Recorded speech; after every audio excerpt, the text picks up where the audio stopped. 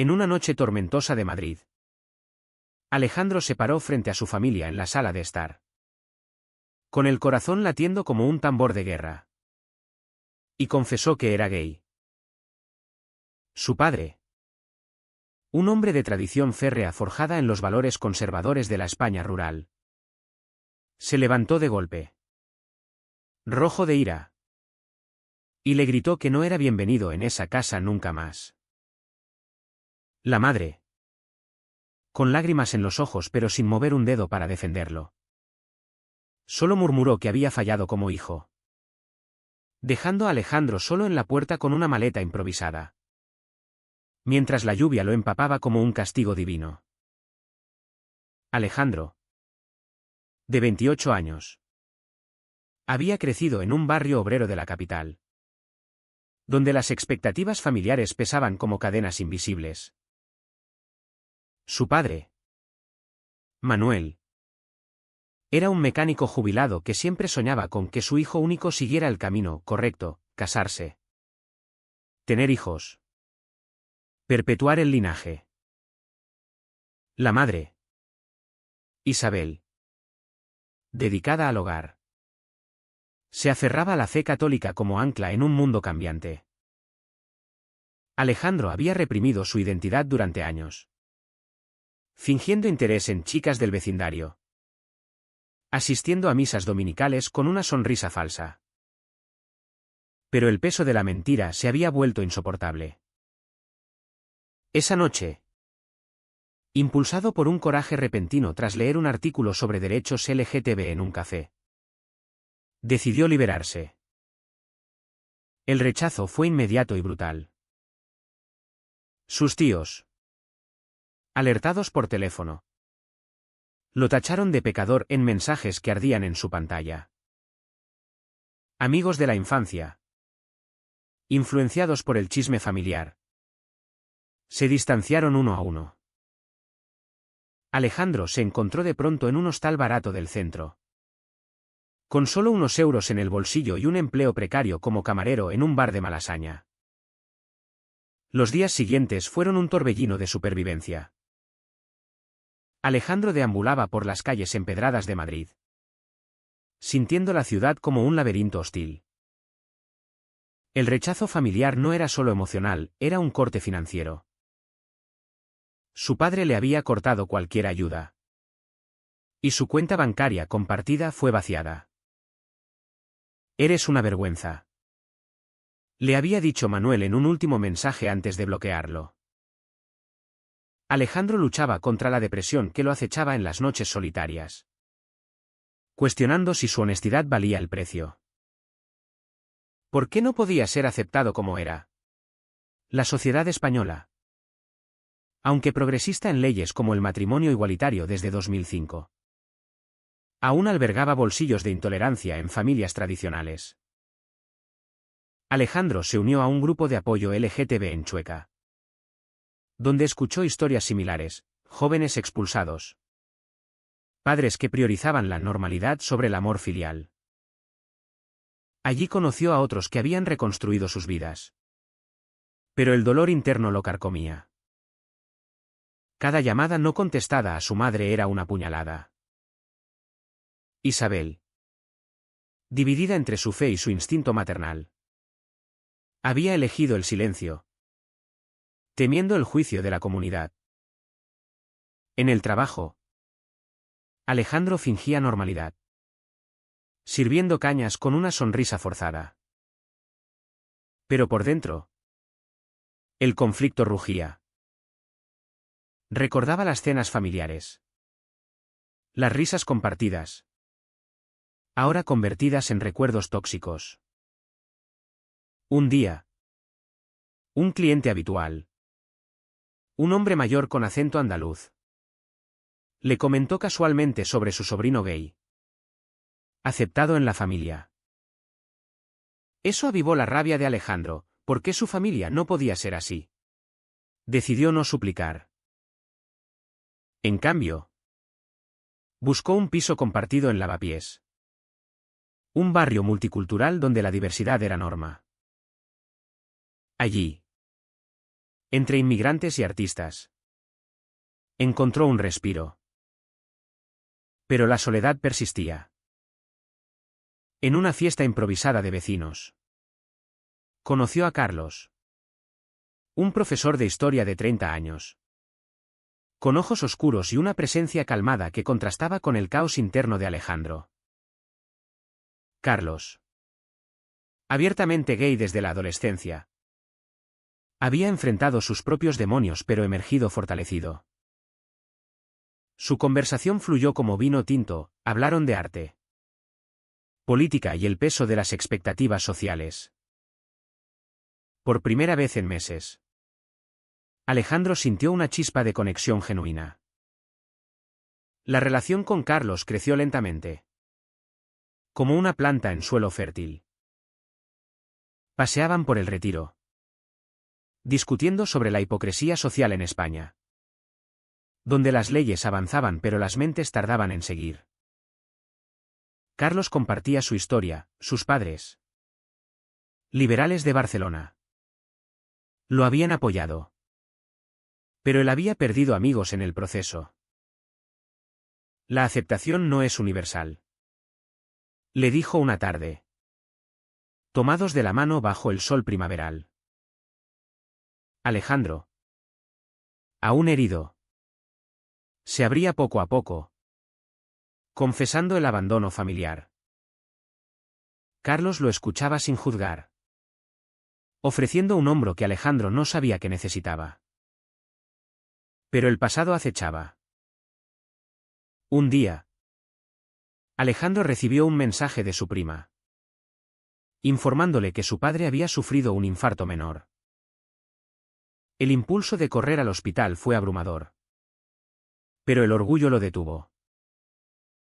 ¿Por qué ir si me echaron?, se preguntaba en la oscuridad de su habitación. Carlos lo animó a intentarlo, argumentando que el perdón podía ser un acto de fuerza. Alejandro dudaba. Atrapado en un torbellino ético, perdonar el rechazo o mantener la distancia para protegerse. La tensión escalaba. Alejandro visitó el hospital en secreto, observando a su padre desde lejos, frágil en la cama. Isabel lo vio y sus ojos se llenaron de lágrimas. Pero no lo llamó. El silencio fue ensordecedor. Regresó a casa con Carlos, quien lo consoló. Pero el incidente reabrió heridas. Quizá nunca cambien, murmuró Alejandro. Carlos, optimista, replicó, la gente cambia cuando se enfrenta a la pérdida. Pero Alejandro no estaba convencido. Su vida nueva era frágil, construida sobre ruinas emocionales. En el trabajo, un ascenso a encargado le dio estabilidad. Pero el vacío familiar persistía. Reflexionaba sobre las decisiones, su salida del armario había sido correcta. Pero el precio era alto. ¿Valía la libertad del aislamiento? La sociedad lo presionaba con estereotipos, el gay feliz en desfiles del orgullo, ignorando el dolor real. Alejandro se unió a manifestaciones, canalizando su ira en activismo. Pero internamente, el conflicto no cesaba. Los meses pasaron, y la relación con Carlos se solidificó en un bálsamo para el alma herida de Alejandro. Vivían juntos en un pequeño apartamento en Malasaña, donde las paredes decoradas con pósters de artistas queer reflejaban su mundo compartido. Carlos, con su paciencia infinita, ayudaba a Alejandro a navegar las olas de resentimiento. No puedes odiarlos para siempre, te consume, le decía durante cenas caseras de paella. Alejandro asentía. Pero en privado, revisaba fotos antiguas de familia, preguntándose si alguna vez recuperarían lo perdido. El bucle mental era agotador, culpa por ser gay, ira por el rechazo, anhelo de reconciliación. La sociedad española, con su mezcla de progreso y tradición, amplificaba el drama. En televisión, debates sobre adopción gay avivaban esperanzas. Pero en foros familiares, el conservadurismo persistía. Un día, en una reunión de amigos, Alejandro enfrentó un dilema ético. Un compañero de Carlos, gay y casado, compartió cómo había cortado lazos definitivos con su familia tóxica. La sangre no obliga a soportar abuso, argumentó. Alejandro, influenciado, consideró hacer lo mismo. Pero esa noche, soñó con su madre sola en la cocina. Y despertó con lágrimas. Carlos lo abrazó, susurrando, tus decisiones definen quién eres. La relación les daba fuerza mutua. Salían a bares de Chueca, donde la comunidad LGTB celebraba la diversidad. Pero Alejandro sentía una desconexión, su dolor era más profundo que la fiesta. Discutían sobre matrimonio, soñando con una ceremonia simple. Pero el fantasma familiar lo frenaba. ¿Quién me llevaría al altar? Bromeaba con amargura. La rutina diaria traía desafíos. En el bar, un cliente homófobo lo insultó, reviviendo traumas. Alejandro respondió con calma, pero internamente colapsó. Carlos, al enterarse, lo confrontó, no puedes dejar que te definan. Eso impulsó a Alejandro a terapia, donde exploró sus conflictos internos. El terapeuta, una mujer empática, lo guió a entender que el rechazo era de ellos, no suyo. Pero el progreso era lento. Meanwhile, su familia lidiaba con sus propias tormentas. Manuel, recuperado del infarto, reflexionaba en silencio sobre su hijo. Pero el orgullo lo silenciaba. Isabel rezaba por un milagro, dividida entre doctrina y amor. Una carta anónima de un vecino los criticó por abandonar a Alejandro, sembrando semillas de duda. Alejandro, ignorante de eso, enfocaba en su vida. Ganó un pequeño premio en un sorteo local, comprando un boleto por capricho. Rió con Carlos, gastando en una cena romántica. La suerte cambia, dijo Carlos. Pero el verdadero giro vino semanas después. Alejandro compró un boleto de Euromillones, impulsado por un anuncio en TV. No esperaba nada, era una distracción. Esa noche, revisando números en su teléfono, el mundo se detuvo, había ganado millones. La incredulidad lo paralizó. Llamó a Carlos, quien corrió a casa. Juntos, confirmaron, 15 millones de euros. La euforia inicial dio paso a pánico. ¿Qué hago ahora?, preguntó Alejandro. Carlos, pragmático, sugirió discreción. Pero la noticia se filtró rápido. Gracias a un amigo indiscreto. El impacto fue sísmico.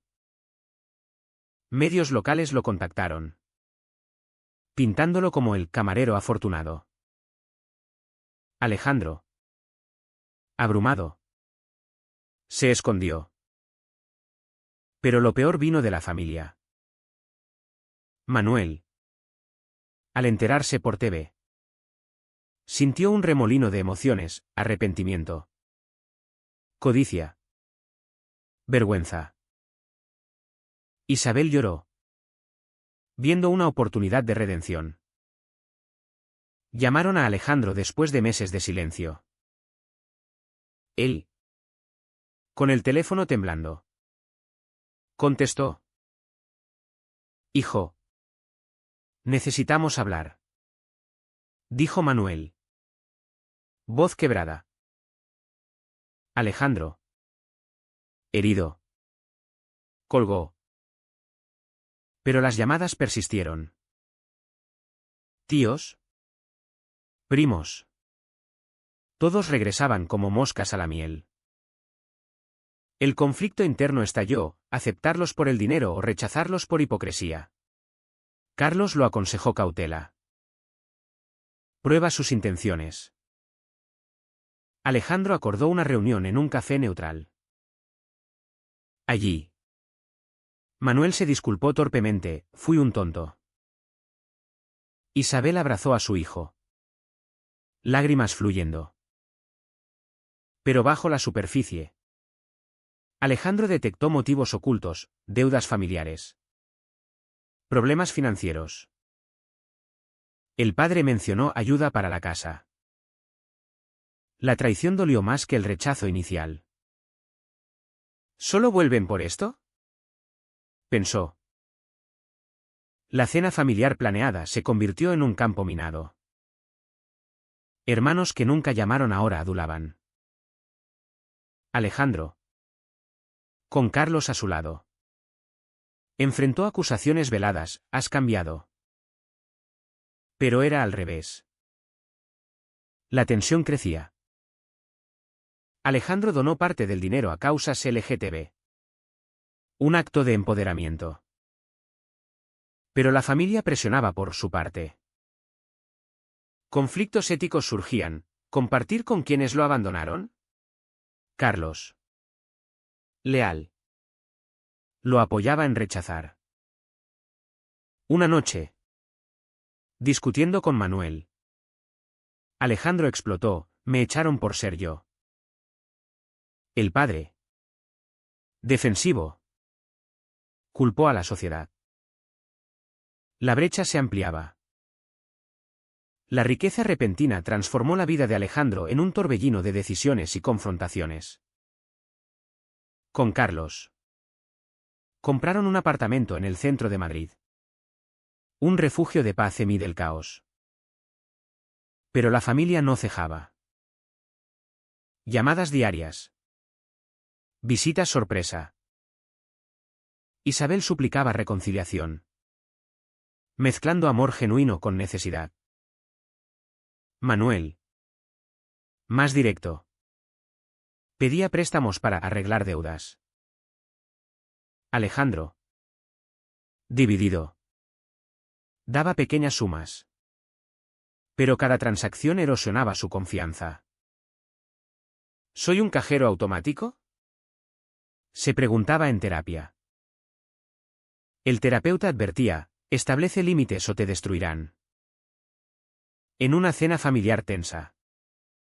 Las máscaras cayeron. Un tío. Borracho. Admitió, si no fueras rico. Ni te llamaríamos. El silencio posterior fue ensordecedor. Alejandro. Herido. Se levantó y salió. Carlos lo siguió. Consolándolo en el coche. No les debes nada. Pero el daño estaba hecho. Reflexionaba sobre la moral, el dinero exponía verdades ocultas. La sociedad. Fascinada por su historia. Publicaba artículos, el gay rechazado que ganó la lotería. Algunos lo alababan como héroe, otros lo criticaban por no perdonar.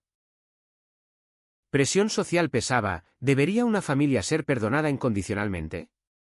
Alejandro enfrentó traiciones internas. Un primo filtró detalles a la prensa. Buscando fama. La privacidad se evaporó. Paparazzi lo seguían. Cuestionando su orientación. El millonario gay. Lo llamaban. Carlos. Protector. Sugería mudarse. Pero Alejandro quería confrontar. Organizó una reunión familiar en su nuevo hogar. Exponiendo verdades. Me abandonaron cuando más los necesitaba. Dijo. Isabel confesó, tenía miedo del que dirán. Manuel. Quebrado. Admitió prejuicios arraigados. Pero, ¿era sincero o manipulador? Alejandro probó, ofreció ayuda sin condiciones. Pero rechazó demandas excesivas. Algunos aceptaron, otros se enfadaron. Revelando codicia. El clímax vino en una fiesta de cumpleaños de Carlos. Familiares invitados se comportaron falsamente. Un hermano de Alejandro, envidioso, lo acusó de egoísmo. La discusión escaló, nos abandonaste tú al ser. ¿Eso? Alejandro, furioso, los echó.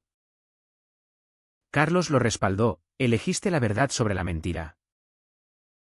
Esa noche, solos, planearon un futuro, viajes. Adopción quizás. Pero el pasado persistía. Alejandro donó millones a refugios LGTB. Un acto de redención personal. La familia. Dividida. Algunos se alejaron de nuevo. Reflexiones profundas surgían. Alejandro cuestionaba, ¿el dinero corrompe o revela? En charlas con Carlos. Exploraban dilemas éticos. La familia es elección. No obligación. Concluía Carlos. Alejandro. Evolucionando. Perdonaba selectivamente a Isabel, quien mostró remordimiento real. Le dio apoyo emocional. A Manuel. Condicionado a cambio. Pero traidores fueron cortados. La sociedad juzgaba, foros online debatían su dureza. Alejandro. Fortalecido. Ignoraba. La resolución llegó en oleadas de confrontaciones finales. Alejandro. Con Carlos. Viajó a Barcelona para desconectar. Allí. En playas soleadas. Reflexionaron sobre el camino recorrido. Has pagado un precio alto por ser auténtico. Dijo Carlos. Alejandro asentía. Sintiendo paz emergente. Al volver. Enfrentó a Manuel en privado. Cambia o piérdeme para siempre.